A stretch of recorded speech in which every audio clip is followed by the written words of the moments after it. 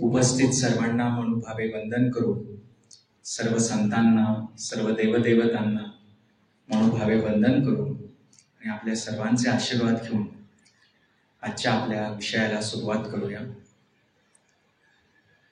अर्जुना ते पुण्यवशी, अर्जुना ते पुण्यवशी, जरी अल्पशी बुद्धी हृदयी प्रकाशी. अर्जुना जे पुण्यवशी, जरी अल्पशी बुद्धी हृदयी प्रकाशे, ते आशेषेही नाशे संसार भय. ते आशेसेही नासे संसार भय. ही जी एक ओवी आहे, ती ओवी आहे ज्ञानेश्वरीतील संतश्रेष्ठ ज्ञानेश्वर महाराजांनी ज्ञानेश्वरी लिहिली. आवाज येतोय सगळ्यांना व्यवस्थित? आवाज येतोय मागे? आता येतो. हा, धन्यवाद. तर ज्ञानेश्वरीचा एक महत्वाचा भाग असा की संतश्रेष्ठ ज्ञानेश्वर महाराजांनी, आता सर्वच संत श्रेष्ठ आहेत, त्यांनी जी ज्ञानेश्वरी लिहिलेली आहे ती गीतेवरचं भाष्य आहे, हेही देखील आपल्याला माहिती आहे. आणि त्यांचे 1000 अभंग देखील प्रसिद्ध आहेत ज्ञानेश्वरीबद्दल किंवा दुसऱ्या कोणत्या त्यांच्या ग्रंथांबद्दल. अमृतानुभवाविषयी अनेकांना माहिती असेलच, पण त्यांचे 1000 अभंग देखील त्यांनी लिहिलेले आहेत. आणि हे सर्व करत असताना त्यांनी गीता हाच विषय का निवडावा भाष्य करण्यासाठी, तर त्याला एक महत्वाचा भाग असा आहे की गीतेला पंचम वेदांत असं म्हटलेलं आहे. म्हणजे 5ही वेदांचं सार, 5वा वेद, 4ही वेदांचं सार जे आहे ते असं गीतेला म्हणलेलं आहे. तर मला हा विषयाला सुरुवात करण्याच्या पूर्वी आपल्या सर्वांना विनंती करायची आहे की कृपया आपण वेळ काढून आलेला आहात, आपण सर्व जाणकार आहात, ज्ञानवंत आहात, वयोवृद्ध आहात, तपोवृद्ध आहात, ज्ञानवृद्ध आहात, अनेकांचं आपण ऐकलेलं आहे, ज्ञानी आहात, पण आपण वेळ काढून आलेला आहेत. जे काही संतांचे जे काही विचार आहेत या विषयाच्या निगडीत किंवा विज्ञानाच्या आधारित काही हे याविषयीचे जे विचार आहेत ते मी आपणासमोर प्रगट करणार आहे. तरी कृपया मनातील सर्व संकल्प आणि विकल्प बाजूला काढून आपण पूर्ण एकाग्रतेनं हे श्रवण करावं, ही सर्वांना मनोभावे विनंती. कारण का आता घरी काही चाललं असेल का, मुलं काय करत असतील, सुनबाई काय करत असतील, हा डबा उघडला असेल का, तो डबा उघडला असेल का, हे सर्व विषय बाजूला ठेवून, कोणती मालिका चालू असेल ही बाजूला ठेवून आपण या विषयाचं चिंतन करणार आहोत. जे काही मोठ्या मंडळींनी, संतांनी सांगितलेले आहे ते मी आपणासमोर मांडण्याचा प्रयत्न करणार आहे. काळजीमुक्त जीवन हा आपला विषय. या विषयाची सुरुवात करताना आपण ज्ञानेश्वरीबद्दल आता बोललो आणि गीतेला असे म्हटले आहे की जे 4ही वेदांचं सार आहे, पंचम वेदांत म्हटलेलं आहे. तर वेद म्हणजे काय हो? वेद या शब्दाची जी निर्मिती झाली आहे ती विद या धातूपासून झालेली आहे.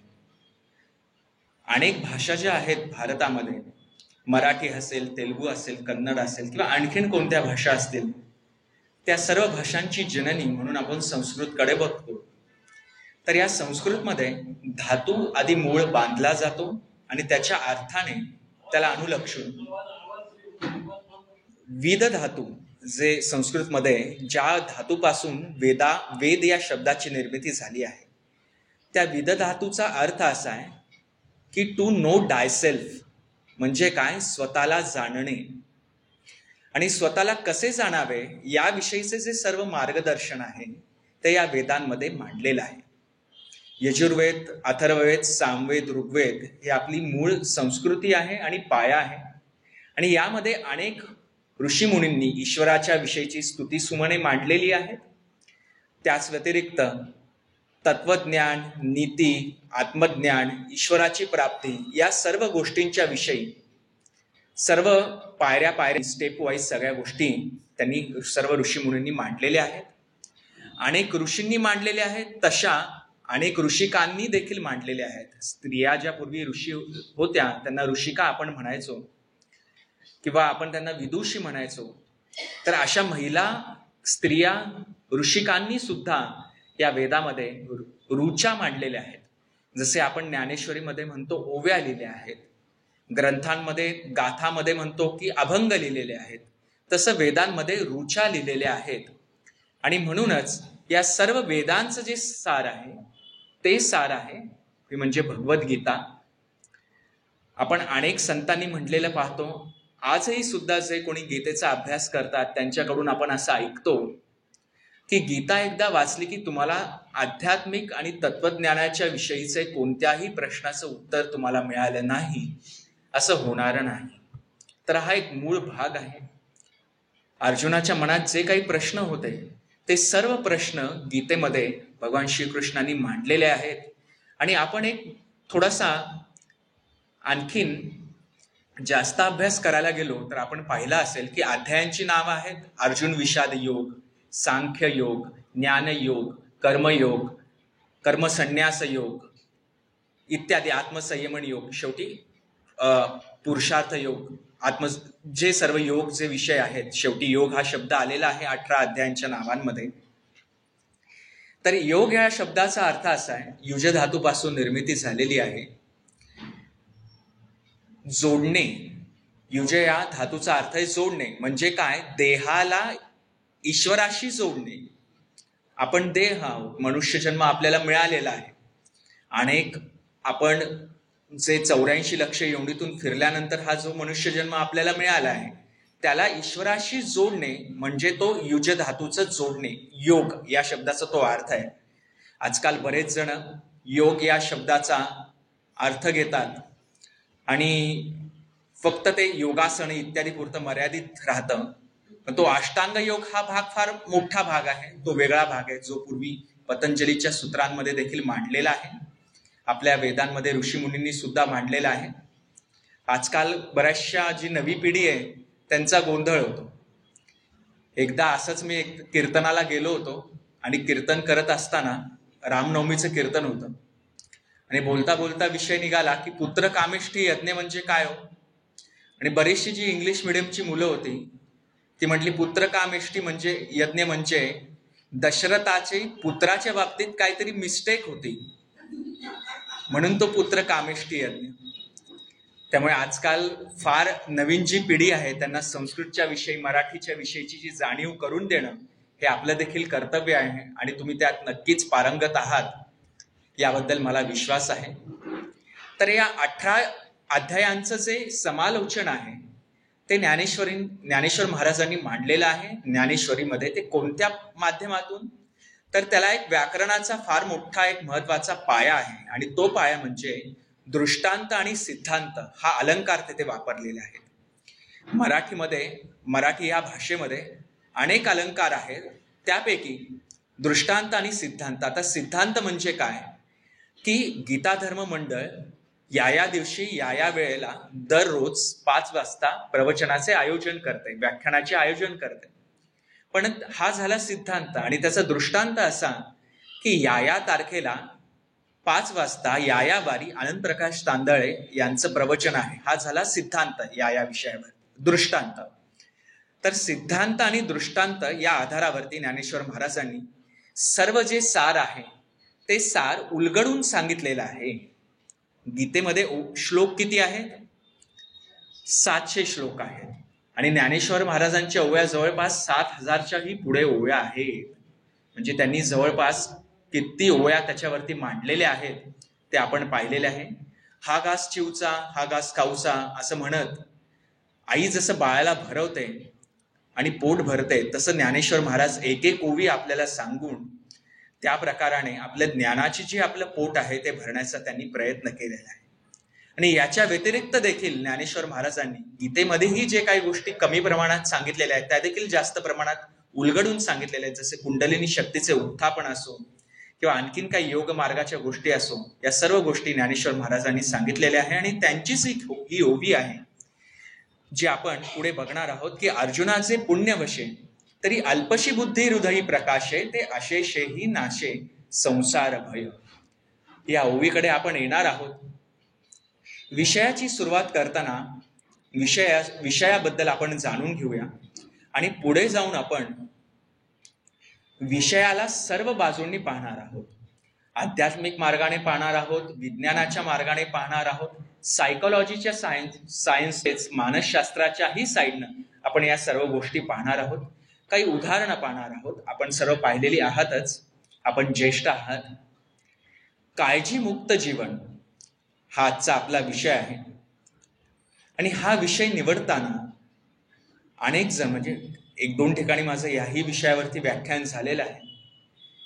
तर काही जण आली आणि मला म्हणाली की हा विषय जो आहे तो आजकालच्या परिस्थितीमध्ये इतका आवश्यक आहे की आम्हाला काळजी करण्याव्यतिरिक्त काही शिल्लकच राहत नाही, अशी आमची अवस्था झालेली आहे. तर यासाठीच आपण हा विषय या योगाने आजच्या व्याख्यानाच्या निमित्ताने घेतलेला आहे. काळजीमुक्त जीवन. काळजीमुक्त जीवन म्हणताना जीवनामध्ये काळजी नाही पाहिजे हे आपल्याला कळालं. पण काळजी म्हणजे नेमकं काय? याचा जर आपण सायंटिफिक मार्गाने, मानसिक शास्त्राच्या मार्गाने आपण विचार करण्याचा प्रयत्न केला तर त्याच्यामध्ये मन ही फार मोठी गोष्ट आहे. काळजी आपण कशाची करतो? एखादी गोष्ट आपल्याला वाटते की अशी अशी व्हावी, असं असं आपल्या बाबतीत घडावं, असे असे आपल्याला पैसे मिळावेत, असे असे माझ्या मुलांची शिक्षणं अशी अशी व्हावीत, असं असं मला प्रॉपर्टी मिळावी. अशा ज्या आपल्या काही इच्छा आकांक्षा आहेत, ज्याबद्दल आपण आसक्ती धरून बसतो आणि ते पूर्ण होतील का नाही, होतील का नाही, होतील का नाही, हे विचार आपल्या मनामध्ये येतात. ते विचार असतात. कधी आपला मूड जसा असेल त्यानुसार आपली पॉझिटिव्ह माइंडसेट होतं. म्हणजे काय? सकारात्मक ऊर्जा ती निर्माण होते, सकारात्मक विचार तयार होतात. पण थोडासा आपला मूड बदलला किंवा विचार बदलले की नकारात्मक विचार तयार होतात. मग आणि आपल्या मनात विचार येतात की होईल का नाही, हे होईल का नाही. आणि जे होईल का नाही आहे त्यालाच आपण काळजी असं आपण म्हणू शकतो. मग ती कोणतीही गोष्ट असो. साधी, खाली उतरलो, रिक्षा मिळेल का नाही, पाऊस पडेल, छत्री घेतली आहे का नाही, छत्री घेतली आहे, छत्री घेतली म्हणजे मी पाऊस नक्कीच नाही पडणार, मग नकोच घ्यायला का, घेतली तर पाऊस पडेल का, पडलो तर मी वेळेवर पोहोचेल का. या सगळ्या गोष्टींची आपण चिंता करतो, काळजी करतो. हे आपल्याला सर्वांना माहिती आहे. आपण एवढा वर्ष आपण आयुष्य जगत आलेलो आहे.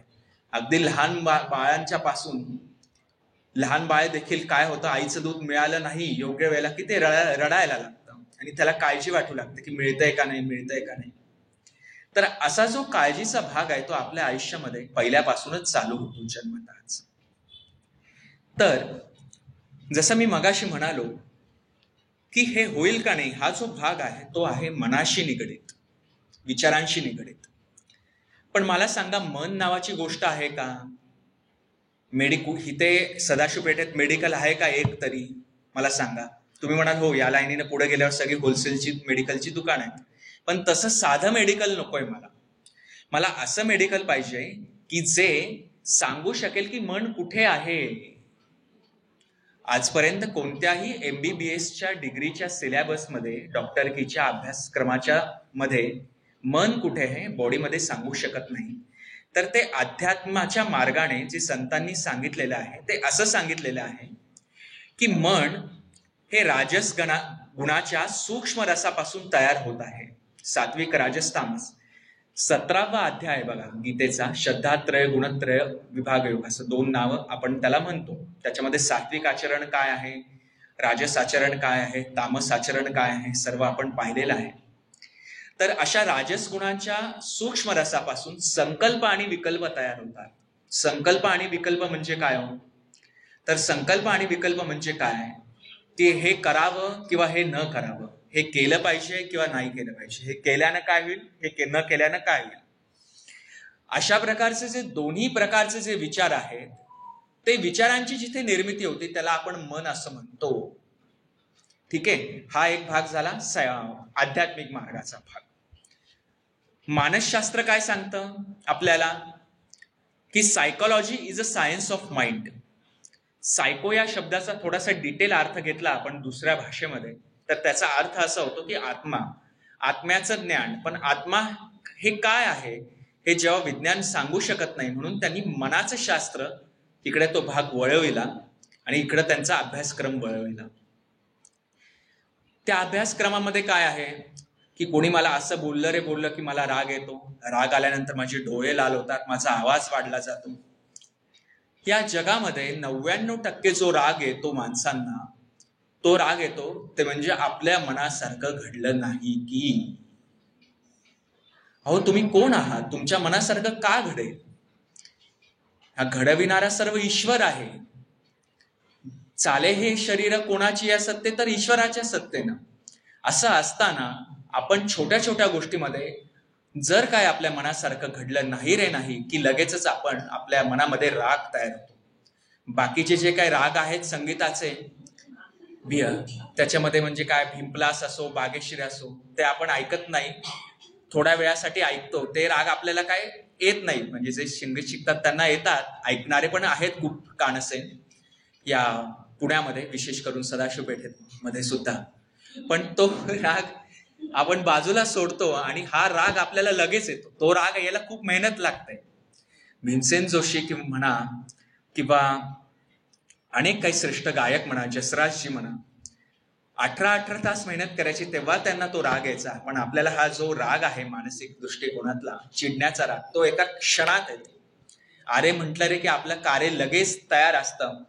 आणि सायन्सच्या दृष्टिकोनातून पाहिल्यावर आपण जेव्हा रागामध्ये काही बोलतो तेव्हा रागामध्ये बोललेलं का समोरच्याचं एवढं लक्षात ठेवायचं नसतं, तर त्याचं एक रिझन सायन्सच्या मार्फत डॉक्टरांनी सांगितलेलं असं आहे की राग जेव्हा मनामध्ये तयार होतो त्यावेळेला आपले जे कोऑर्डिनेट्स असतात ब्रेन मधले, जे थिंकिंग करण्याचे, ते हायजॅक होतात. रागाने ते जवळपास हायजॅक होतात आणि रागाच्या नुसार ते चालू शकतात. जसं एखाद्या कम्प्युटरच्या सिस्टीममध्ये एखादा व्हायरस घुसला की, सगळ्या मोबाईलमध्ये व्हायरस घुसला की कोणालाही जसे काही मेसेजेस जातात किंवा काही गोष्टी डाउनलोड होतात, तर तशा प्रकारे राग हा एक प्रकारचा व्हायरसच आहे. आणि त्यानुसार तो व्हायरस घुसला मेंदूमध्ये की त्या पद्धतीने ती विचारसरणी चालू होते आणि तो ब्रेन हायजॅक होतो. त्यामुळे राग आल्यानंतर काय करायचं याविषयीची अनेक मोठमोठी हे भरवली जातात, काय म्हणतात त्याला, शिबिरं भरवली जातात, कार्यशाळा भरवली जातात आणि लोक त्यामध्ये सहभागी होतात. सकाळी सहभागी होतात, 2 तास त्यांना बरं वाटतं आणि 3 तासांनी परत ते चिडायला लागतात. असा तो भाग आहे. तर तो रागाचा जो कंट्रोलचा विषय आहे तो या अध्यात्मामध्ये काय सांगितलेला आहे त्याही विषयी आपण बोलणार आहोत. कारण त्याच्यामध्ये आपल्याला कन्सिस्टन्सी पाहिजे, कायमस्वरूपीचा अभ्यास पाहिजे, त्याविषयी आपण बोलणार आहोत. आत्ता आपण विचार करतोय की सायंटिफिक दृष्ट्या सायन्सच्या माध्यमातून जे आपण विचार आपल्या मनामध्ये येतात, मन MBBSच्या ह्याच्यामध्ये दाखवू शकत नाही. तर रोज आपल्या ब्रेनमध्ये, आपण ब्रेनकडे येऊया, कारण ब्रेनमध्ये अनेक गोष्टी ज्या सामावलेल्या आहेत, छोटी छोटी केंद्रबिंदू आहेत, ती सायंटिफिक लोकांनी सगळी प्रूफ केलेली आहेत, सगळं त्यांनी त्याचं निराकरण केलेलं आहे. तर ज्या वेळेला आपल्या मनामध्ये म्हणजे मेंदूमध्ये जे काय पॉइंट्स जनरेट होतात, ते पॉइंट्स जनरेट झाले की तसे आपले विचार तयार होतात. आणि तुम्हाला कधी जाणवलं असेल 2-3 गोष्टी, की एखादी गोष्ट घडतीये, तुम्हाला वाटते ही आधीच घडून गेली आहे बाबा, किंवा एखादी गोष्ट घडणार आहे, काही गोष्टी तुम्हाला आधीच थोड्याशा कळाल्या आहेत बाबा, किंवा तुम्हाला स्वप्न पडलं आणि स्वप्नामध्ये तुम्ही फार घाबरला आणि लगेच तुम्ही जागृत झाला. तर मूळचा भाग असा आहे सायंटिफिक दृष्टिकोनात की आपला जो ब्रेन बनलेला आहे, मेंदू, तो जवळपास त्याच्यामध्ये 70% पाण्याचाच भाग आहे. आणि पाण्याचा शेप कसा आहे? पाण्याला काही शेप आहे का? एक विशिष्ट आकार आहे का? नाही. पाणी या भांड्यात ओतलं की त्या प्रकारे बनेल, या भांड्यात ओतलं की त्या प्रकारे बनेल. म्हणजे ते शेपलेस आहे, त्याला कोणत्याही प्रकारचा आकार नाही, आकाररहित ते आहे. आणि ते त्या भांड्यामध्ये ओतलं की त्या प्रकारचा तो आकार घेतो.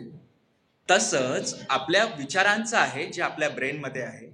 आपण आपल्या ज्या मेंदूमध्ये जे शेकडो विचार, हजारो विचार, लाखो विचार जे येतात, त्याला आपण एका दिशेला जर आणलं नाही तर ते कंटिन्युअस बॅकग्राऊंडला चालू राहतात आणि त्यामध्ये आपण फोकस करू शकत नाही. एखाद्या गोष्टीवरती आपण फोकस करू शकत नाही. एक जण होते, ते गेले सद्गुरूंच्याकडे आणि सद्गुरूंना म्हटले की माझं मन काय ताब्यात राहत नाही, काय करावं, मनाला ताब्यात कसं आणावं.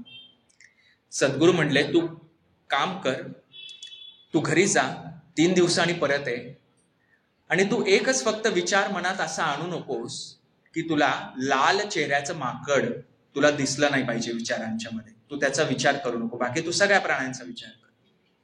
3 दिवसांनी ते आले आणि सद्गुरूंना म्हणाले, सद्गुरू म्हणले, तुला दिसलं का 3 दिवस लाल तोंडाचं माकड? तर ते म्हणले, मी विचार करत होतो की याचा विचार करायला नको, याचा विचार करायला नको, आणि नेमकं तेच विचार माझ्या मनामध्ये से येत होते. तर मी जसं म्हणालो की 70% पाण्याचा जो भाग आहे तो जसा या आपण ब्रेनमध्ये जर विचारांच्या मध्ये निगडीत फोकस केला नाही की ते विचार आपले डायव्हर्ट होतात, डिस्ट्रॅक्ट होतात, म्हणजे काय, दुसरीकडे वळविले जातात, आपण भरकटतो. मोठमोठे जे मंडळी बनलेले आहेत, मोठमोठे सायंटिस्ट, आता एडिसन ते 17 तास ते सलग काम करायचे. आता काही बाबतीत या सायंटिफिक मंडळींचं किंवा जे मोठे कलाकार बनलेले आहेत किंवा मोठे खेळाडू बनलेले आहेत त्यांचं आपल्याला मार्गदर्शन घेणं सुद्धा महत्वाचं आहे या जीवनामध्ये. संत देखील आपल्याला तेच सांगतात, असाध्य ते साध्य करिता सायस कारण अभ्यास तुका म्हणे. अभ्यास करणं फार गरजेचं आहे, प्रयत्न करणं फार गरजेचं आहे. तर एडिसन काय करायचा, 16 ते 17 तास ते शोध घ्यायला बसायचे.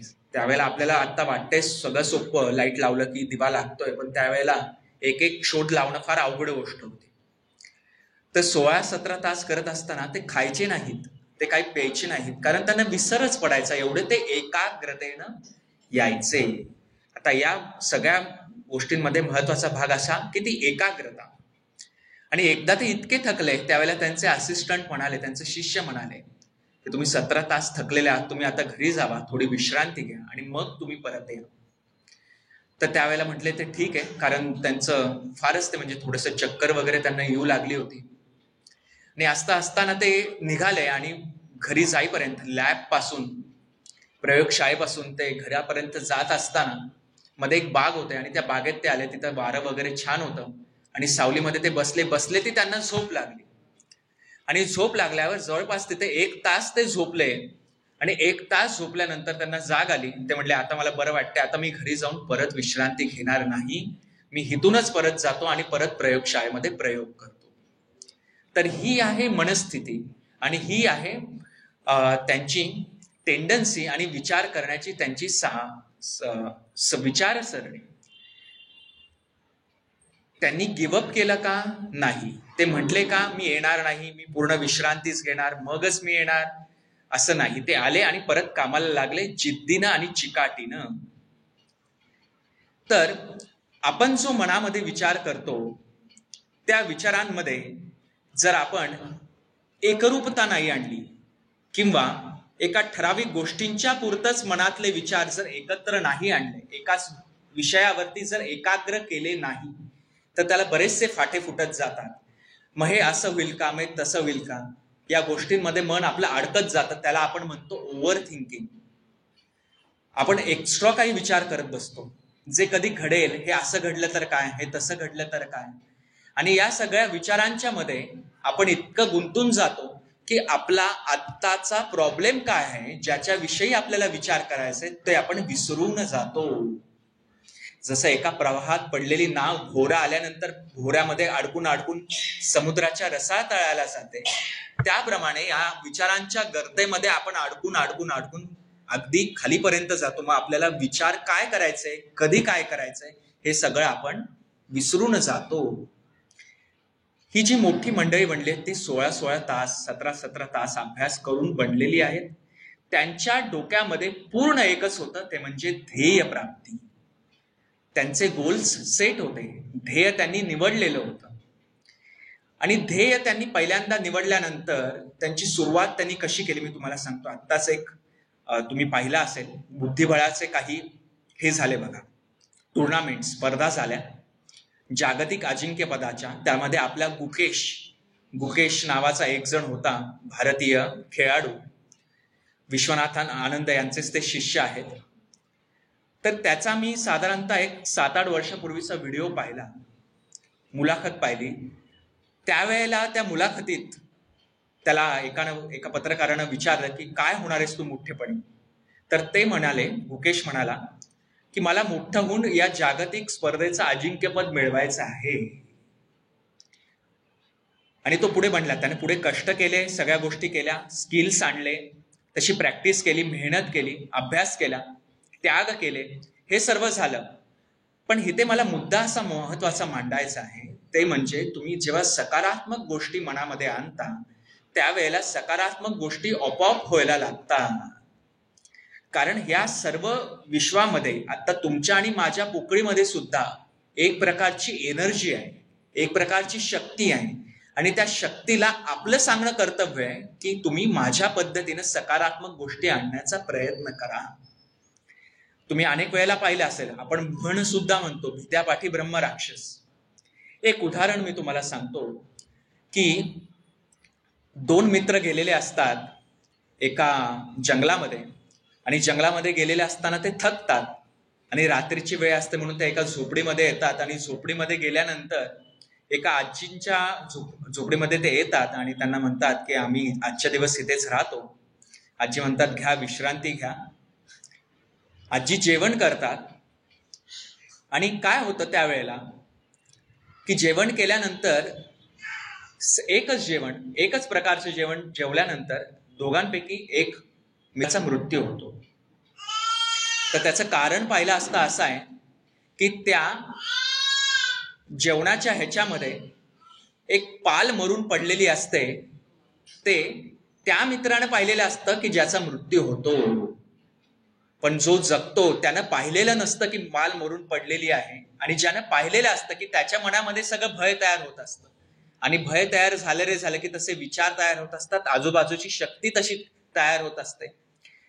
म्हणूनच आपल्या सायन्समध्ये सुद्धा एक मॅनिफेस्टेशन नावाचा एक शब्द आहे. त्याचा अर्थ असा की तुम्ही स्वतःला सांगा की तुमच्या बाबतीत चांगलं घडणार आहे.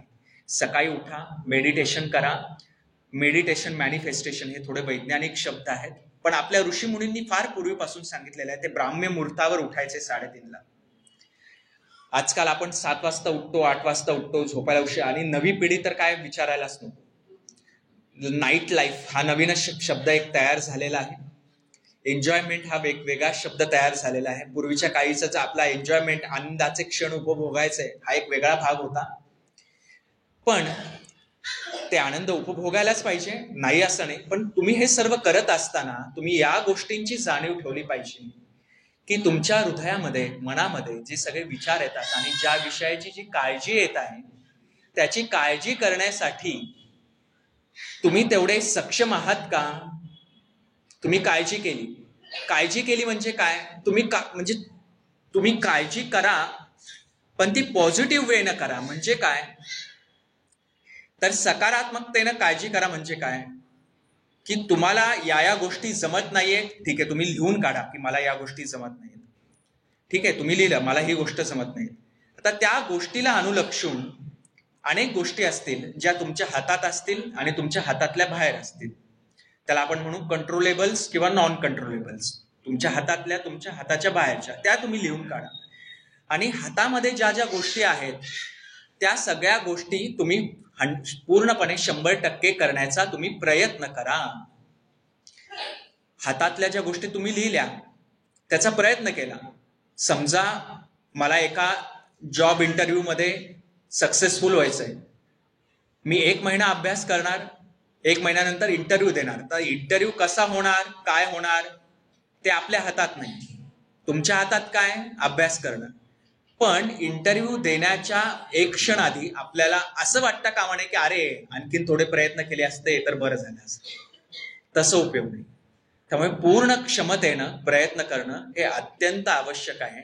आणि ते प्रयत्न केल्यानंतर जे काय होईल तो ईश्वराचा प्रसाद आहे हे आपण मानणं गरजेचं आहे. आणि त्यानुसारच आपलं ते काय म्हणूया, आपलं सुदैव आहे, लक आहे, इथपर्यंतच गोष्टी आपल्यापर्यंत आल्या पाहिजेत. सुख पाहता पर्वता एवढे, दुःख जवा पाडे, ही मांडण्याची पद्धत आहे. सुखी संतोषानं यावे, दुःखी विषादानं भजावे, भेदा लाभालाभ न धरावे मना माझी, ही सुद्धा एक फार महत्वाची. सुखी संतोषानं यावे. आपण आनंदीच राहायला तयार नाही. छोट्या छोट्या गोष्टी आहेत आनंदाच्या. सकाळी उठून आकाशाकडे जरी आपण पाहिलो, सूर्योदयाच्याकडे, सूर्यास्ताच्याकडे, संध्याकाळी आपण पाहिलं, आपण गच्चीवर जातो, इकडे तिकडे बघतो, 5 मिनिटं आपण जरी आकाशाकडे पाहिलं, निसर्गाकडे पाहिलं, तरी सुद्धा आपल्या मनामध्ये काही चांगला एक हिरवळ तयार होते, आनंदाची हिरवळ तयार होत असते. तेही आपल्या करायला वेळ नाही. सकाळी आपण उठतो, पेपर घेतो, चहा घेतो, 10 रुपये देऊन, 5 रुपये देऊन जगातली भांडणं घरी आणतो, पेपर वाचत बसतो. तेही महत्वाचं आहे, नाही असं नाही. मालिका बघतो, मालिकांमध्ये इतका आपण रममाण होऊन जातो की आपण त्या मालिकेचा भाग आहोत की काय, अशी आपली अवस्था होते. आणि घरची काही मंडळी आपल्यापासून दूर जातात, पण मालिकेतली मंडळी आपल्या जवळची आपल्याला वाटू लागतात, अशी अवस्था आहे. एकदा एक दिवस एक आई आली मुलाजवळ, मुलगा असाच होता, एक 12-15 वर्षाचा. आई आली मुलाजवळ आणि मुलाला म्हटली की बाबा, तू मला माझ्या मोबाईलमध्ये हे इंस्टाग्राम, फेसबुक असे काही जे ऍप्स आहेत ते मला इन्स्टॉल करून दे, मला त्याच्यामध्ये मोबाईलमध्ये घालून दे. तर तो मुलगा म्हटला का? नाही म्हणे, मला तुझ्याशी बोलायचं असतं, गप्पा मारायच्या असतात. मग तो मुलगा म्हणतो, आई मग तू माझ्याशी प्रत्यक्ष का नाही बोलत? तर आई म्हणते की मी रोज तुझ्याशी बोलण्याची प्रयत्न करते, पण तू काही बोलत नाहीस. आणि मला हे कळालं की तू या मोबाईलद्वारेच सर्व तुझ्या मित्रांशी मैत्रिणींशी बोलतोस, म्हणूनच तू माझं नाव देखील या मोबाईलमध्ये घालून दे, मला सुद्धा या मोबाईलमध्ये घालून दे, जेणेकरून माझा आणि तुझा संपर्क तरी होईल, संवाद तरी होईल. अशी अवस्था आहे. आणि अशा सगळ्या अवस्थेतूनच तोंड देत असताना आपण फार विचार करत असतो, जे आपल्याला विचार जे आहेत ते आपल्याला थोडेसे कंट्रोल मध्ये आणलं पाहिजे, त्याच्यामध्ये आपण ताबा थोडासा मिळवला पाहिजे. मनावर ताबा मिळवणं अत्यंत अवघड आहे. मन को कभी नहीं जानता, मन की हजारो आंखें हैं, मन बढ़ाए बढ़ाए, या सगळ्या गोष्टी आपण पाहिलेल्या आहेत. तर मनावर ताबा ठेवण्याच्या 2 गोष्टी अशा आहेत की त्याचा पहिला जो भाग आहे तो येतो योगामध्ये. श्वासावर लक्ष नियंत्रण करणं, श्वास उच्छ्वास, प्राणायाम, प्राणाला नियंत्रित करणं, हा एक भाग आहे. आणि दुसरा सोपा मार्ग, म्हणजे सगळ्यात सोपा मार्ग जे सर्व संतांनी सांगितलाय, ते म्हणजे आपलं मन या ईश्वर चरणी अर्पण करावे. ईश्वर चरणी अर्पण करावे म्हणजे काय हो? तर सतत मनामध्ये ईश्वराच्या विषयीचे तुम्ही विचार ठेवा. राम कृष्ण हरी, जय जय राम कृष्ण हरी, राम कृष्ण हरी, जय जय राम कृष्ण हरी. आता मी हे म्हटलो, तर माझ्या मनात काय दुसरे विचार आले का हो हे म्हणत असताना? तर नाही. तर त्यामुळे आपण आपल्या मनामध्ये असे काही दुसरे विचार यायचे नसतील, तर अशा पद्धतीचं नामस्मरण आपण केलं पाहिजे. आता गव्हर्नमेंटनी, सरकारने नामस्मरणावरती टॅक्स लावलेला नाही अजून, तोपर्यंत तरी आपण नामस्मरण करून घेतलं पाहिजे. नामस्मरण करायला लागल्यावर शेजारचे काय म्हणतील? अहो शेजारचे काही का म्हणे ना, तुमच्या घरातला मोठा आवाज यायला लागल्यावर शेजारांचे कान टवकारले जातील, पण नामस्मरण आले की ते तर आपोआप दार बंद करते. समजा उघडलं तर त्यांना सुद्धा नामस्मरण ऐकू जे गेलेलं आहे त्याचं पुण्य जे त्यांना मिळत आहे, त्याचं पुण्य देखील तुम्हाला थोडंफार मिळणार आहे. त्यामुळे संत आपल्याला हात जोडून हेच सांगतात की तुम्ही नामस्मरण करा. नवविधा भक्तीमध्ये सुद्धा जे आपण पाहिलेलं आहे की ईश्वराचं भजन करा, कीर्तन करा, फुलं अर्पण करा, षोडोपचार पूजा आपण पाहतो आपल्या या हिंदू संस्कृतीमध्ये, हिंदू धर्मामध्ये आहे. या सर्व करत असताना नवविधा भक्तीमध्ये श्रेष्ठ कोणती भक्ती आहे? तर ती आहे नामस्मरणाची भक्ती. आणि मला भक्त कोणता प्रिय आहे? तर ज्ञानी भक्त. आता ज्ञानी भक्त, अर्थार्थू भक्त, आर्तू भक्त आणि जिज्ञासू भक्त, असे 4 भक्तांचे प्रकार गीतेमध्ये आपण सांगितलेले आहेत. भगवान श्रीकृष्णांनी सांगितलेले आहेत. आर्तू म्हणजे काय? माझ्या संसारातील ह्या गोष्टी, ही संकट जाऊ देत. अर्थार्थी म्हणजे काय? मला हे पैसे मिळवू दे, माझी प्रगती होऊ दे आर्थिक तत्वांवरती. जिज्ञासू म्हणजे काय? देव कोण आहे, देव मी कसा जाणू शकतो, याबद्दलची जिज्ञासा असल्यामुळे या मार्गाकडे आलेले. अथातो जिज्ञासा हा वेदांतातील एक महत्वाचा भाग आहे. आपल्या सर्वांना देखील जिज्ञासा आहे, म्हणून आपण इथे वेळ काढून आलेला आहात. पण या सर्व गोष्टींपैकी, सर्व भक्तांपैकी मला कोणता भक्त प्रिय आहे? तर तो म्हणजे ज्ञानी भक्त मला सर्वात प्रिय आहे. ज्ञानी भक्त म्हणजे काय? ज्याला आत्मज्ञान प्राप्त आहे. आत्मज्ञान म्हणजे काय? आत्म्याच्या विषयीचे ज्ञान, अध्यात्माच्या विषयीचे ज्ञान. अध्यात्म या शब्दाची फोड केली तर त्याचा अर्थ काय होतो? अनादी स्वरूपापासून चालत आलेले, अनादी काळापासून चालत आलेले आत्मस्वरूपाचे ज्ञान. आत्मस्वरूप म्हणजे काय हो? मी आता बोलतोय, का बोलतोय? लहान बाळ बोलायला लागतं, का बोलायला लागतं? हेच बाळ जर इथे महाराष्ट्रामध्ये असेल मराठी बोलायला लागतं, तेच बाळ आपण घेऊन गेलो कर्नाटकामध्ये कन्नड बोलू लागेल. हे त्याला कळतं कसं? आईच्या पोटामध्ये बाळाचा जीव तयार कसा होतो, या सगळ्या गोष्टी फार इंटरेस्टिंग आहेत आणि त्या गोष्टींची उत्तरं मिळणं विज्ञानानं अत्यंत अवघड गोष्ट आहे. तू कोण कोणाचा, कोठून आला कैसा, हा विचार पूर्वीचा घेई बापा. देवापासून आलासी परी तयासी चुकलासी, म्हणून हे दुःख भोगीसी उत्कटपणे. तुम्ही कोण आहात, तुम्ही कोठून आला आहात, तुमच्या जन्माचा उद्देश काय? पंचमहाभूत पृथ्वी आप तेज वायू आकाश, 5 कर्मेंद्रिये, 5 ज्ञानेंद्रिये, मन बुद्धी अहंकार माया, या सर्व गोष्टींच्या द्वारे हे आपला हा देह बनलेला आहे. आणि या देहाची जी काही कर्तव्य आहेत ह्या सगळ्यांचं देखील जो विश्लेषण आहे ते आपण पाहिलेलं आहे गीतेमध्ये. कुंडलिनी शक्तीचं उत्थापन झाल्यानंतर छोट्या छोट्या गोष्टी ज्ञानेश्वर महाराजांनी देखील मांडलेल्या आहेत की ही सगळी त्वचा निघून जाते, नवीन कातडी येते, नव्या गोष्टी जन्माला यायला लागतात, आतली सगळी शक्ती जागृत होते. तर हा देह सार्थकी लावायचा असेल तर काय केलं पाहिजे? तर ईश्वराला जाणलं पाहिजे आणि ईश्वराशी एकरूपता साधली पाहिजे. आपण म्हणतो काय की आम्ही संत नाही, आम्ही कसं त्यांना जाणणार, कसं जाणलं पाहिजे? आम्ही प्रार्थना करतो, पूजा करतो, सगळे सण पाळतो, सोहळं ओवळ पाळतो, पूजा करतो रोज. तर इथपर्यंत आपण मर्यादित राहू नये असं संत हात जोडून आपल्याला सांगतात. त्यांना 2 डोळे, आपल्याला 2 डोळे, त्यांना 2 कान, आपल्याला 2 कान. त्यांच्यात आणि आपल्यात फरक असा आहे की आपण म्हणतो मी म्हणजे कोण, अहंकाराचा एक लवलेश राहतो. आणि संत म्हणतात मी म्हणजे मी नाही, मी म्हणजे ईश्वर. हा एक महत्वाचा आहे. सांडुनी मीठपणाचा लोभू, मिठे घेतला सिंधुत्वाचा लाभू, तैसा अहंभाव सोडून मी शंभू शांभवी झालो. मीठ जे असतं ते सागरात विरघळलं तर त्याची प्रक्रिया केल्याशिवाय ते बाहेर काढता येऊ शकत. तसं अहंकार तुमच्यामध्ये गेला रे गेला तर ती प्रक्रिया केल्याशिवाय अहंकार काढता येत नाही. आणि ती प्रक्रिया काय? तर हे आत्मस्वरूपाचं ज्ञान, ते जाणणं आणि ते जाणून त्याच्या पायऱ्यांनुसार तसं पुढे पोचणं आणि एक एक पायरी पादाक्रांत करून या संतांनी जे मार्गक्रमण आपल्याला सांगितलेलं आहे ते जाणून ईश्वराशी एकरूपता साधणं. आपण तसं करत नाही. आपण छोट्या छोट्या गोष्टींमध्ये वेळ घालवतो, ओव्हर थिंकिंग करतो. एकदा एक जण गावामध्ये नवीन आले होते. फिरत फिरत नवीन आलेले असताना त्या काही ठिकाणी असं ट्रॅफिक फार जमलं होतं, ट्रॅफिक जाम झालं होतं, गाड्या अशा थांबल्या होत्या. आणि गाड्या थांबलेल्या असताना एक फाटक तिथे होतं जिथून रेल्वे अशी समोरून जाणार होती. तर ते नवीनच होते, त्यांनी हे कधी पाहिलं नव्हतं. समोरचे जे काही गावकरी होते 1-2 जण, तर एकाने विचारलं की का रे बाबा हे फाटक का आहे रेल्वेसाठी, फाटक का लावलंय, म्हणजे आपण जातोय, गाड्या जात आहेत, तर आडवं फाटक का लावलंय?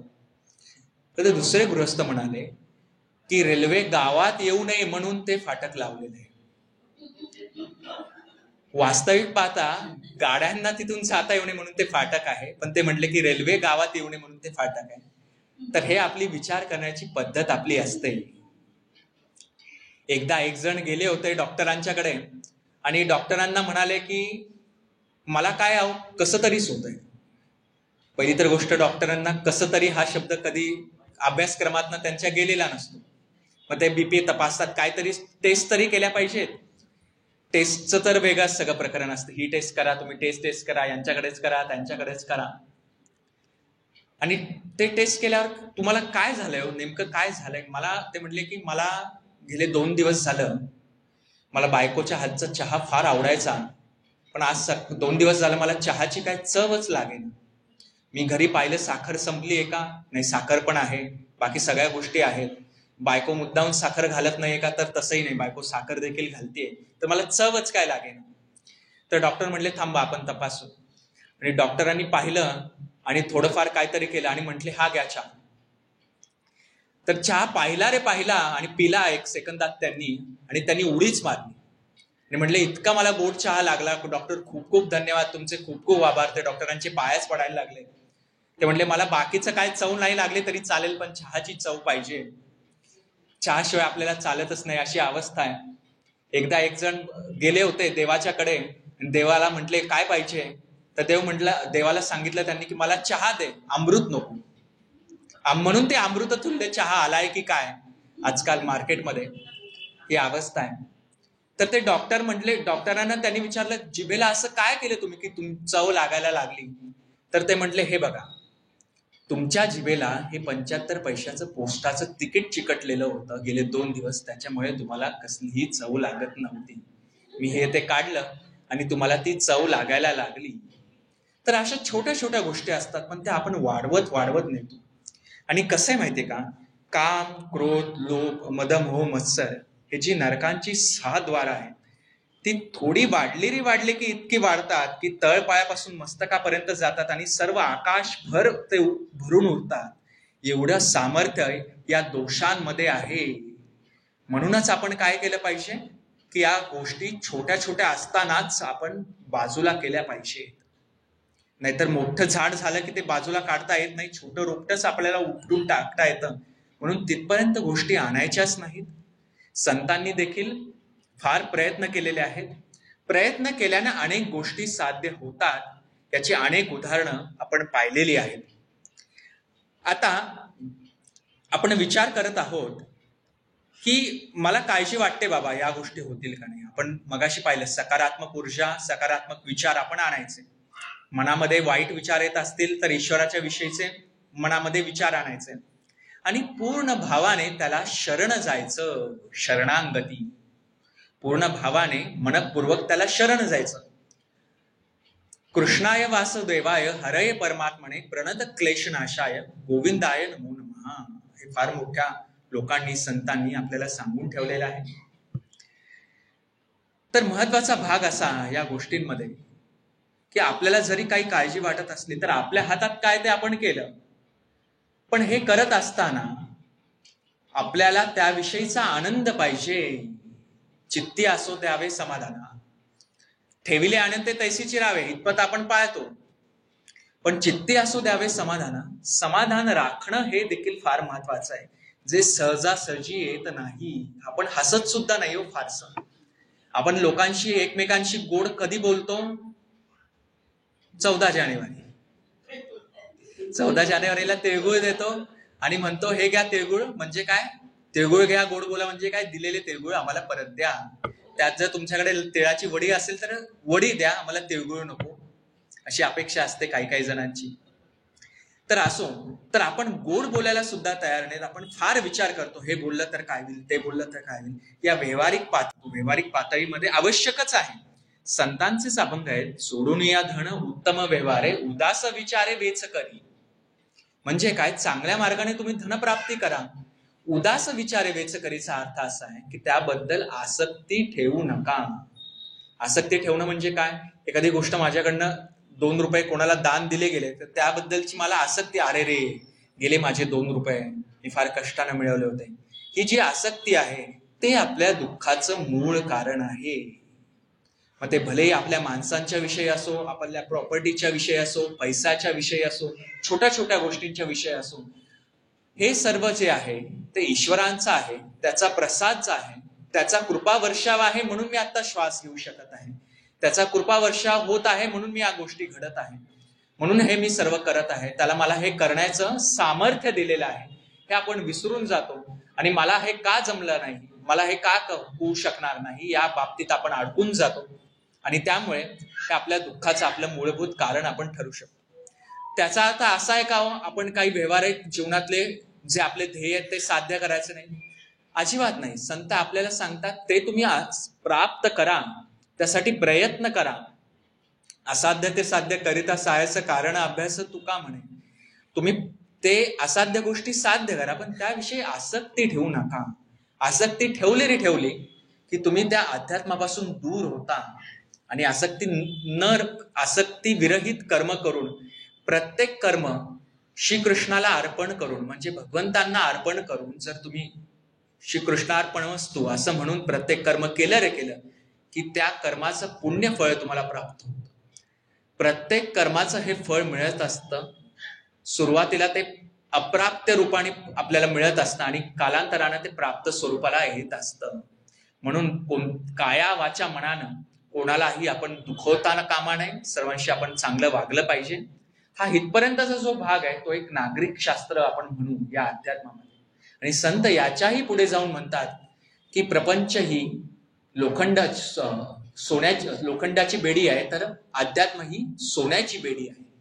म्हणजे काय, तर ज्ञानाने मोक्ष मिळतो खरा, पण ते ज्ञान आत्मस्वरूपाच्या ठिकाणी विराम पावलं पाहिजे. तुम्हाला ज्ञान मिळालं, आता ज्ञान मिळालं म्हणजे काय हो, की जसं मी मगाशी म्हणालो, मी कोण आहे, कुठून आलेलो आहे, माझा देह तयार कसा झालेला आहे, माझ्या मनामध्ये विचार कसे तयार होतात, आत्मस्वरूप काय आहे, आत्मजीव काय आहे, आत्मस्वरूपापासून परब्रह्म स्वरूपापर्यंत जाण्याच्या पायऱ्या काय आहेत, त्याचं आचरण कसं करायचं आहे, याविषयीचं जे ज्ञान आहे त्याला आपण आत्मज्ञान असं म्हणतो.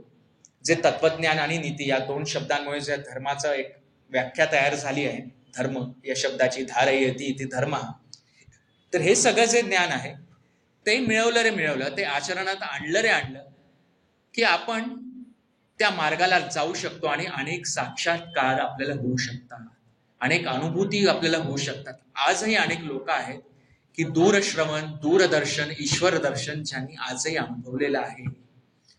अनेक जण असे सुद्धा आहेत की ज्यांना आत्ता इथे बसल्या बसल्या तुळजापूरची आरती ऐकू येते, पंढरपूरची आरती ऐकू येते, काही काशीची आरती ऐकू येते. आपण ही गोष्ट पाहिली असेल, विवेकानंदांचे जे गुरु होते रामकृष्ण परमहंस, त्यांना सुद्धा काली मातेची जी एवढी भक्ती करायची, इतकी ते भक्ती करायचे की ते त्यांच्या समोर त्यांना काली माता प्रगट झालेली दिसायची आणि त्या इतक्या त्या याच्यामध्ये गुंतायचे की संपूर्ण अणुरेणू त्यांच्यामध्ये ते भिणायचे. आणि अणुरेणू भिणायचे म्हणजे काय, आपण म्हणतो एखाद्या माणसाच्या अंगात आलं किंवा बाईच्या अंगात आलं, तर त्यावेळेला ते जी प्रक्रिया घडते शरीरामध्ये, ती व्यक्ती खरं करत असेल त्यावेळेला का खोटं करत असेल हा त्याचा प्रश्न. पण एखाद्याच विचारानुसारच जर आपला पूर्ण फोकस तिकडे गेला, एकाच विषयाबद्दलच आपण विचार करू लागलो की शरीरातील गती जी रक्तप्रवाहाची ती देखील बदलते आणि सगळे आतले विचार सगळे बदलू शकतात. आपल्या ऋषीमुनींच्याकडे सामर्थ्य होतं की एखादा असं मी इथं पेला ठेवला आणि या पेल्याच्या विषयी जर विचार करू लागलो फक्त एकाग्रतेने बघून, तो ते पेला वर उचलायचे किंवा बाजूला जायचे. हा थोडासा चमत्काराचा भाग झाला. त्या भागाकडे सर्व संतांनी थोडंसं पाठच फिरवली आहे. पण हे सामर्थ्य का होतं की एकच विचार आपण करायचा, त्याच वेळेला दुसरे विचार आणायचे नाहीत. मूळतः आपल्या मेंदूचं जडणघडण अशी झालेली, किंबहुना ते बनलेलाच असं आहे की ऍट अ टाइम भरपूर विचार त्यामध्ये येणार. जर येत नसतील तर ते म्हणते गतिमंद मतिमंद या गोष्टींकडे तो भाग जातो. तर त्याचं वैशिष्ट्यच आहे. जसं सापाचं वैशिष्ट्य जसं आहे की थोडंसं तो चावणारच किंवा त्याच्यामध्ये काही विषारी जो साप आहे त्याच्यात विष असणारच, तसं आपल्या मेंदूचाच तो भाग आहे की खूप विचार येणार असतात आणि त्या पूर्ण विचारांच्या आधारावरतीच या कम्प्युटर सिस्टीमची निर्मिती झालेली आहे.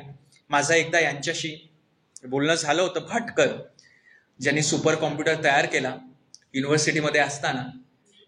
तर ते कम्प्युटरची रचनाच अशी झाली की आपल्या डोक्यामध्ये फाईल्स असतात. आपण साधी गोष्ट जर पाहिलो की एखाद्या गोष्टींचे आपण विचार करतो आणि ती निष्कर्षापर्यंत आपण पोचली नाही तर ती गोष्ट मागे तशीच चालू राहते आणि त्याविषयीचे आपल्याला कधी कधी स्वप्न सुद्धा पडतात. तर या स्वप्नांपुरतं आपण मर्यादित न राहता जागृती, सुषुप्ती, तुर्या आणि साक्षात्कार याच्या काही भाग आहेत, निद्रेचे जे काही वेगवेगळे भाग आहेत, त्या भागापर्यंत आपण पोहोचलं पाहिजे आणि ईश्वराचं दर्शन 100% होतं. सूर्यापेक्षा देखील तेजस्वी पण चंद्रापेक्षा देखील शीतलता असं दर्शन झालेली अनेक लोक आज सुद्धा अस्तित्वात आहेत. आपल्याला का होत नाही? आपण जातच नाही हो त्या मार्गाने. आपण ऐकतो, करतो आणि तिथे सोडून देतो. म्हणून अंतःकरणाची शुद्धी आपण ठेवली पाहिजे आणि अंतःकरणाची शुद्धी इतकी आपली ठेवली पाहिजे की आपल्याला कुठल्याही गोष्टीचा लाभ लोभ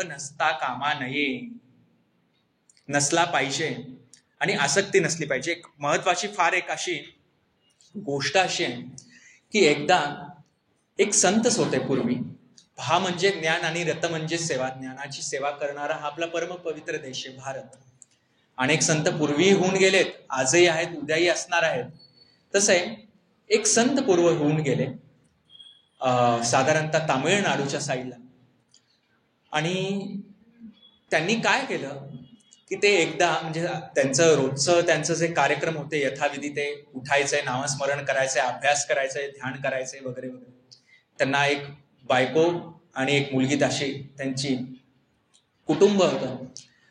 काय झालं माहितीये का, एकदा त्यांना त्यांच्या घराच्या बाहेर काही काम चालू असताना जमिनीमध्ये एक मोठा हंडा सापडला आणि त्यामध्ये भरपूर सोनं होतं, द्रव्य होतं, धन होतं. आणि ते त्यांनी पाहिलं. त्या कामगार मंडळींचं लक्ष नसताना त्यांनी ते बाहेर काढलं आणि ते पटकन त्यांनी दुसऱ्या जागी पुरलं. कारण का, की ह्या धनाच्या विषयीचा लोभ बायकोला आणि मुलीला लागला की त्यांचं सगळं लक्ष तिकडंच आहे. आणि बायको ही कधीही नवऱ्यापेक्षा हुशारच असते. आणि असं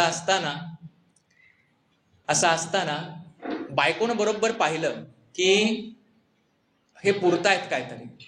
आणि दुसऱ्या दिवशी बायकोनं ते धन परत काढलं आणि दुसऱ्या जागी नेऊन पुरलं. आणि हे त्या संतांनी पाहिलं आणि हे पाहिल्यावर ते रडू लागले. ते म्हणाले की त्यांच्या हाती ते लागू नये, त्यांना त्यांच्याविषयी लोभ निर्माण होणे म्हणून मी पुरलं, परंतु हे परत काढून आपल्या त्याचा उपभोग त्यांनी घेण्याचा प्रयत्न करू लागले. तर त्यांनी ती त्याविषयीची आसक्ती ठेवली आणि इतकं ते रडायला लागले की शेवटी त्यांची बायको म्हणाले की ठीक आहे, तुम्हाला त्रास होत असेल तर आपण हे नको बघायला. तर अशा पद्धतीने आपण आसक्ती रहित आपलं जीवन पाहिजे. सुईच्या टोकावरती सुद्धा मिळणार नाही इतकं राज्य मी देणार नाही, असं कोण म्हणालं? दुर्योधन म्हणाला कृष्णाला. अशी अवस्था आहे. मूळचं दुःखाचं कारण असं देखील आहे या जगामध्ये की माझ्याकडे 10 रुपये आहेत म्हणून मला दुःख नाही, पण दुसऱ्यांच्याकडे 1 रुपया आहे, 100 रुपये आहे, त्याचं मला दुःख आहे. आपण तुलना करतो, तुलनामध्ये तर सगळं दुःख आहे. तुलना तुम्ही स्वतःशीच करा. काल मी काय विचारांचा होतो, कालच्या पासून आज मी माझ्यामध्ये काय प्रगती केली. भले ते तुम्हाला भौतिक गोष्टी प्राप्त करायच्या असतील किंवा आध्यात्मिक तुमचे काही ध्येय आहेत ती प्राप्ती करायची असेल, कालच्यापेक्षा आज माझा काय फरक झाला. सकाळी उठून मी म्हणणार मला या गोष्टी करायच्या आहेत, मी असं रोज सकाळी उठून तुम्ही जर तुमचा दिवस प्लॅन केला म्हणजे काय, टाइम टेबल लिहिलं, तर तुमचं जीवन आणखी सुखकर होऊ शकतं. जी मोठमोठी मंडळी आहेत ती डायरी लिहायचंय, रोजनिशी लिहायचंय, आणि त्यानुसारच त्यांनी प्लॅनिंग केलं आणि त्यानुसार ते बनत गेले. तर म्हणूनच आपण ज्या आसक्तीविषयी गोष्टी मनामध्ये ठेवतो त्या मनामध्ये आपण दूर करून अंतःकरण शुद्धी करणं गरजेचं आहे. आसक्ती काढायची म्हणजे अंतःकरण शुद्ध पाहिजे, बरोबर आहे. अंतःकरण शुद्ध कसं करायचं, तर मगाशी मी म्हणालो की कायम ईश्वराचे विचार मनामध्ये आणायचे, अहंकार बाजूला ठेवायचा. यालाही फार मोठा अभ्यास लागतो. आजकाल आपला ऍटिट्यूडचा पडदा सोडून इतरांशी बोलणं सुद्धा फार मोठी आणि दुर्मिळ गोष्ट झालेली आहे. आणि त्यानंतर नामस्मरण सतत करायचं. नामस्मरण सतत केल्यानं आपल्या मनामध्ये काही गोष्टी वाईट येणार नाहीत. आणि सगळ्यात महत्वाची गोष्ट म्हणजे संगती. संग जया जैसा लाभ तया तैसा. तुम्ही कोणत्या गोष्टीतून तुमची जडणघडण झाली आहे, कोणत्या विचारांची जडणघडण झाली, हेही महत्वाचं आहे. शिवाय आजच्या स्थितीला तुम्ही कोणत्या अंशी संगतीत आहे. आता संगती म्हणजे काय, नुसती संगती का नाही, तर त्याच्यामध्ये सत आचार, सत्विचार, सदउच्चार, सद्भावना या सगळ्या गोष्टी आल्या. आणि अशाच व्यक्तींच्या, अशाच विचारांच्या, अशाच साहित्याच्या तुम्ही सानिध्यात राहा. आता असे विचार कुठे आहेत? आता संत आत्ता आहेत का? ज्ञानेश्वर, नामदेव, एकनाथ, रामदास, तुकाराम हे महाराष्ट्राचे जे पंचप्राण आहेत का? नाही. त्यांचे विचार आहेत का? हो आहेत. नामदेवांची गाथा आहे, तुकारामांची गाथा आहे, ज्ञानेश्वर महाराजांचे अभंग आहेत, ज्ञानेश्वरी आहे, त्याच्यानंतर एकनाथ महाराजांचा भागवत आहे, रामदास स्वामींचा दासबोध. त्यांचे विचार आहेत, साहित्य आहे. त्यांचे विचार म्हणजेच त्यांचा आत्ता आपल्याला सख्य आहे, संबंध आहे आणि संगती आहे. ते आपण रोज वाचलं पाहिजे. सत्संगती, नामस्मरण आणि शेवटचा महत्वाचा भाग जो आहे तो आहे संपूर्ण शरणागती. त्याला पूर्ण भावाने, पूर्ण निष्ठेने, मनपूर्वक, श्रद्धायुक्त अंतःकरणाने प्रत्येक कर्म अर्पण करून मी त्याला शरण गेलं पाहिजे. आणि जे काय मिळेल ते ईश्वराचा प्रसाद मिळूनच जर आपण त्याला मांडलं की त्याविषयीचा फळाची इच्छा, फळाविषयीची अपेक्षा आणि फळाची इच्छा ती हळूहळू कमी होऊ लागते आणि जे मिळेल ते ईश्वराचा प्रसाद म्हणून आपण समाधानी बनू लागतो आणि आपल्या हृदयातील दुःख दूर होतं आणि दुःख काय आहे हे देखील आपण विसरून जातो. म्हणूनच हा आजचा जो आपला विषय होता तो विषय असा होता की काळजीमुक्त जीवन, आणि या विषयाच्या अनुलक्षून आपण सर्वांनी माझे जे विचार आहेत ते जाणून घेतले आणि इथे मला येण्याची संधी दिली गीता धर्म मंडळानं, त्याबद्दल मनपूर्वक धन्यवाद. लहानपणी मी इथे अनेक स्पर्धांमध्ये भाग घ्यायचो. कथाकथन, वक्तृत्व, हस्ताक्षर. गीता धर्म मंडळाचे जे उपक्रम आहेत ते अतिशय पूर्वीपासून चालत आलेले आहेत. ते काही दिवस आहेत आणि आजचे काही दिवस आहेत ज्यामध्ये मला अनेक गोष्टींची जी डेव्हलपमेंट आहे ते गीता धर्म मंडळामध्ये जाणवते आणि आपण सर्व सुद्धा एकत्र येतात, या ठिकाणी बनता येता आणि सर्व गोष्टींची चर्चा करता, विचार मांडता, एकमेकांशी ज्ञानांची देवाणघेवाण करता, त्याबद्दल आपलं सर्व मनपूर्वक धन्यवाद. आणि आजचा जो व्याख्यानाचा जी समाप्ती आहे ते एक छोट्याशा अभंगाने मी करणार आहे. मी संगीत विशारद, संगीत अलंकार आहे, तर एक अभंग म्हणून या प्रवचनाची किंवा व्याख्यानाची मी सांगता करणार आहे. संत काय म्हणतात, कोटी जन्म घेईन देवा, करीन सेवा तुमचीच. मला काय धन न प्राप्ती नको, मला परत मनुष्य जन्म देखील नको, मला मोक्ष प्राप्ती पण नको. कारण का, मला जन्म घ्यायचे आणि तुझीच सेवा करायची. सर्वत्र सुखिनः संतु सर्वे संतु निरामया, सर्वे भद्राणि पश्यन्तु मा कश्चित् दुःख भाव. संत सुद्धा काय म्हणतात की सर्वांचं भलं व्हावं, सर्वांचं भलं व्हावं, सर्वांचं चांगलं घडावं, म्हणजे काय, चांगली सद्बुद्धी यावी. नामदेव महाराज सुद्धा म्हणायचे की मी जिथे समाधी घेतोय तिथून लोक, सज्जन लोक, संत लोक यावेत ज्यांची पायाची धूळ माझ्या समाधीला लागावी. ज्ञानेश्वर महाराजांनी सुद्धा आता विश्वात्मके देवे अनेक जे त्यांनी विचार मांडलेले आहेत, त्या विचारांना अनुलक्षून अनेक संतांनी देखील पसायदान मांडलेलं आहे. संत सुद्धा सगळ्यांचं भलंच पाहतात आणि हे सगळं आपण करायला लागलो तर आपल्याला काय दिसू लागेल, तर आपल्याला दिसू लागेल की सर्वत्र सदा सम हे आपणची अद्वैत ब्रह्म, हे संपूर्ण जाणे वर्म समदृष्टीचे. सर्वम खालुदम ब्रह्म तेथे कोठे राहे कर्मा कर्म, कर्म अवघेची भ्रम संपूर्ण स्वय कर्मात्मा. संपूर्ण स्वय परमात्मा म्हणजे काय, मी जाणलं की माझ्या ज्या सर्व गोष्टींमध्ये आत्मज्ञान जाणलं की मी नाहीच आहे, तर सर्वत्र देव भरलेला आहे, भरून उरलेला आहे, सर्वत्र परब्रह्म भरून उरलेला आहे. त्याच्यामुळे हे कर्म आहे का हे अकर्म आहे हा भेदाभेद निघून जातो आणि एकमेव अशी जी अद्विता एक मनामध्ये तयार होते, ती तयार होऊन आपल्या मनामध्ये फक्त सुख राहू शकतं. आणि जे ईश्वराच्या प्रतीचे शाश्वत सुख आहे, जे इंद्रियांच्या मार्फत मिळणाऱ्या क्षणिक सुखांपेक्षा अत्यंत वेगळा आहे. असो, हा विषय फार मोठा आहे. वेळेची आपण ही बंधन पाहून आपण हे गोष्ट पाहूया.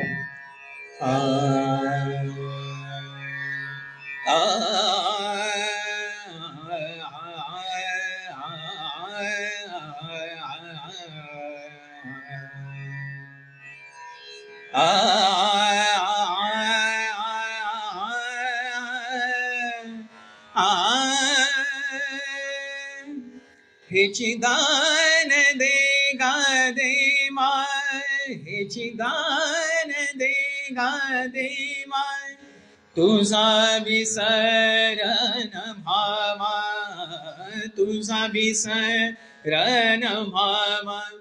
गुण गाईन आवडी हेची माझी सर्व जोडी, हेची माझी सर्व जोडी. न लगे मुक्ती धन संपदा, संत संग देई सदा, संत संग देई सदा. तुका म्हणे गर्भवासी सुखे घालावे आम्हासी, घालावे आम्हासी सुखे घालावे आम्हासी. जय जय विठ्ठल रखुमाई, जय जय विठ्ठल रखुमाई, जय जय विठ्ठल रखुमाई, जय जय विठ्ठल रखुमाई, जय जय विठ्ठल रखुमाई, जय जय विठ्ठल रखुमाई, जय जय विठ्ठल रखुमाई, जय जय विठ्ठल रखुमाई, जय जय विठ्ठल रखुमाई. विठ्ठल विठ्ठल विठ्ठल विठ्ठल विठ्ठल विठ्ठल विठ्ठल विठ्ठल विठ्ठल विठ्ठल विठ्ठल विठ्ठल विठ्ठल विठ्ठल विठ्ठला